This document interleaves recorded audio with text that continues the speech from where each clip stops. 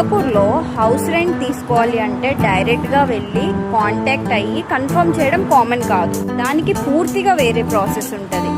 ఎలా ఉంటుందో చెప్తా. ముందు ఏజెంట్ లేదా ల్యాండ్ లార్డ్ని కాంటాక్ట్ చేసి తర్వాత మీరు ఆ హౌస్ చూడడానికి స్లాట్ అనేది బుక్ చేసుకోవాలి. వాళ్ళు ఇచ్చే డేట్ అండ్ టైంకి వెళ్ళి హౌస్ని చెక్ చేయాలి. చూసిన తర్వాత మీకు హౌస్ కనుక నచ్చితే అక్కడ మీరు వాళ్ళతో డిస్కస్ చేయొచ్చు.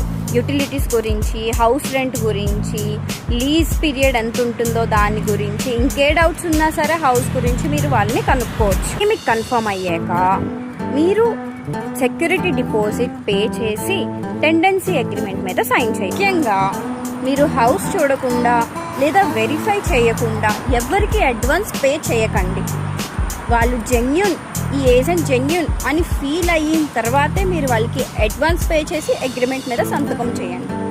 సో ఇది మీకు సింపుల్ స్టెప్. ఇలాంటి యూస్ఫుల్ కంటెంట్స్ కోసం నన్ను ఫాలో చేయండి.